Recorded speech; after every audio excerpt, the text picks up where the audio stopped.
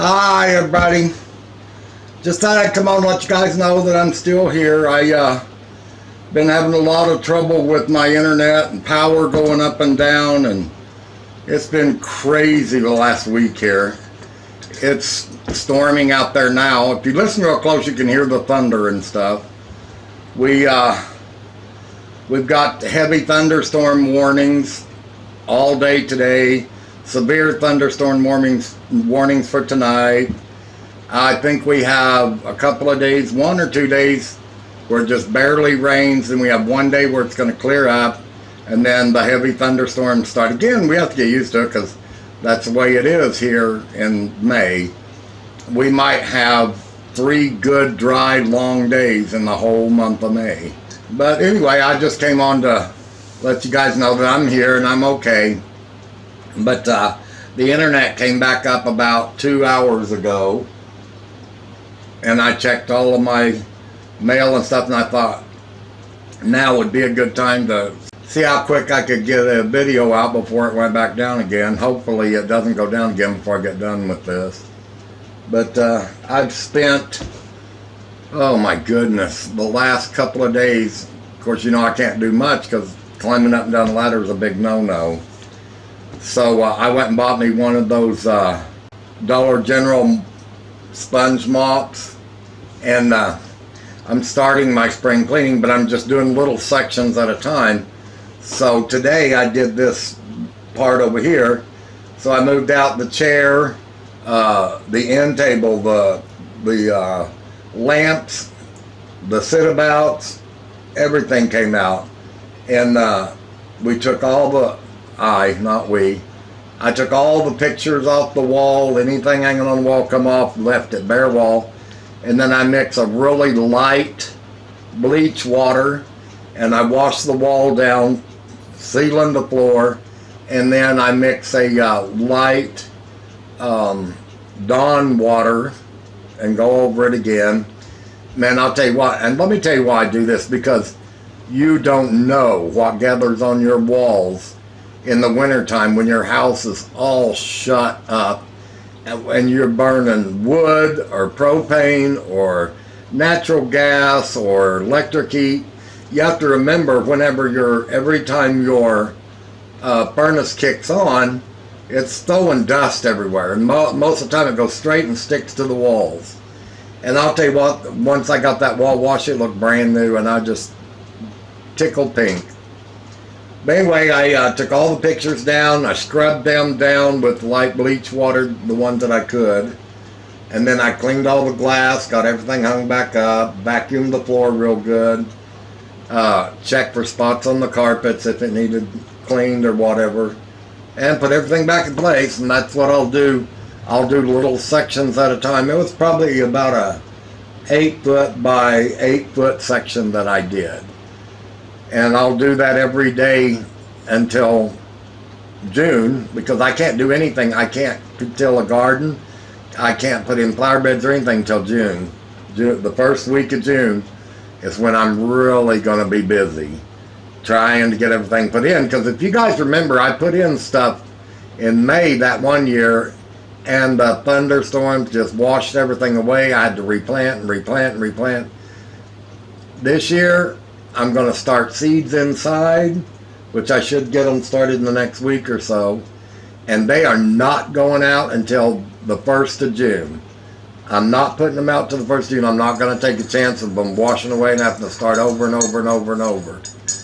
So I've learned my lesson on that. But anyway, I wanted to show you guys this cloth that I found back there in the back of my closet. This is a vintage. There's probably about 5 yards here. I've got it all folded up. It's a huge, huge, huge piece. But anyway, it's vintage from the 1970s. And what they used to, I'm trying to get you guys so you can get a good look at it. In the 1970s, this is the cloth that they used to make men's muscle shirts out of, tank tops. Whenever you went in we had a store here in town called the Dollar Brick, Dollar something. It's been there since the 60s. Dollar something. Anyway, they used to sell the cloth and everything. When you bought this cloth, you got the pattern for the tank tops for free to go with it. Well, I'm pretty sure I don't have a pattern anymore, but somehow I ended up with about 5 yards of the vintage cloth, and I just love it, and I've been saving it, hoping to do some kind of project with it.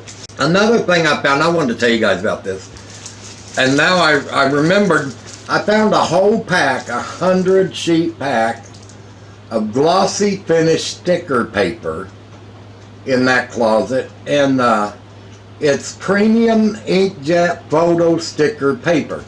What this is you print, well, exactly what it says, sticker paper. You print photos on it or whatever you want to print on it, and then after it dries, then you peel the backing off and you can stick it to anything you want to. And it says on here, let me read to you what it says. Instant dry, water resistant, high resolution, vivid color quality. I quit using this because the first time I used it, I let the sheet dry for 24 hours after I printed on it. The ink was still running. The ink still smeared. The picture just didn't last very long.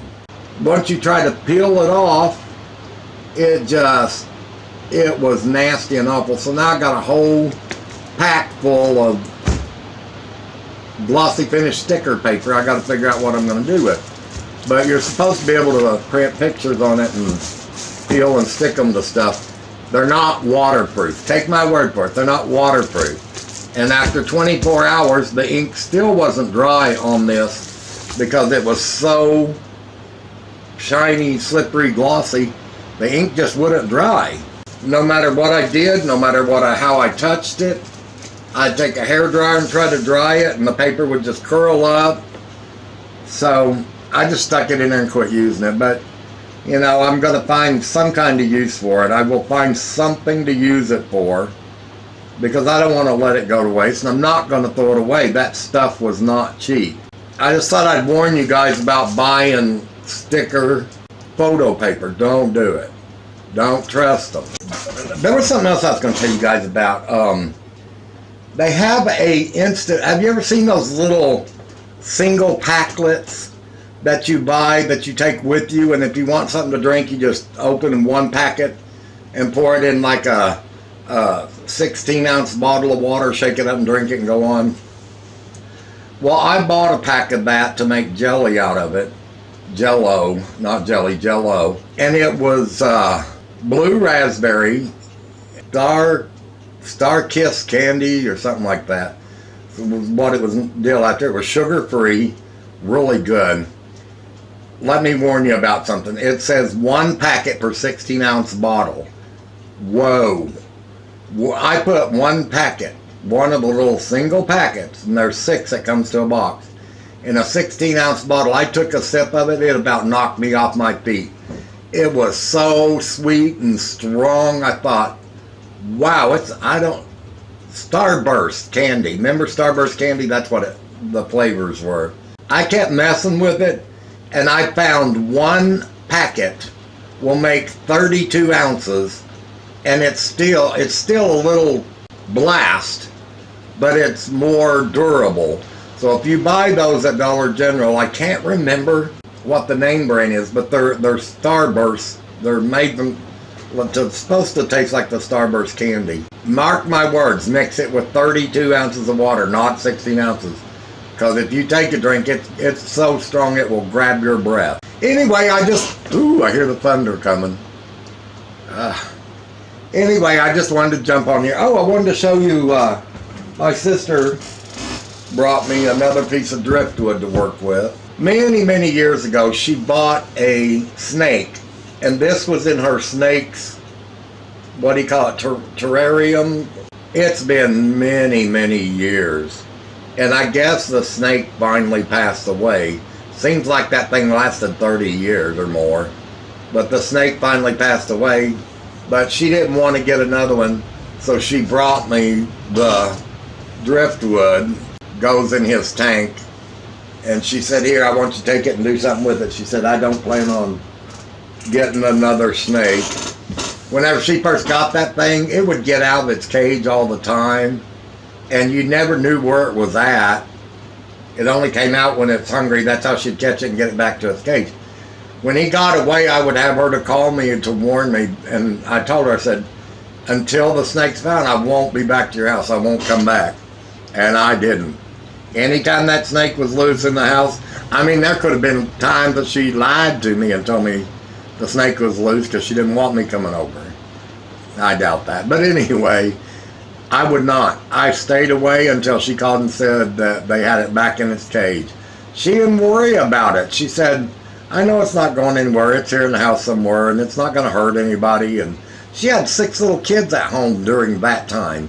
She got it when all of her kids were little kids at home. All of them are grown and married now and have kids of their own, and that snake just passed away. Think how long that is. I didn't want anything to do with it. But anyway, just let you guys know that I'm okay and get on here and chat for a few minutes and say hi to everybody and hope that everybody is well. And I will see you very, very soon.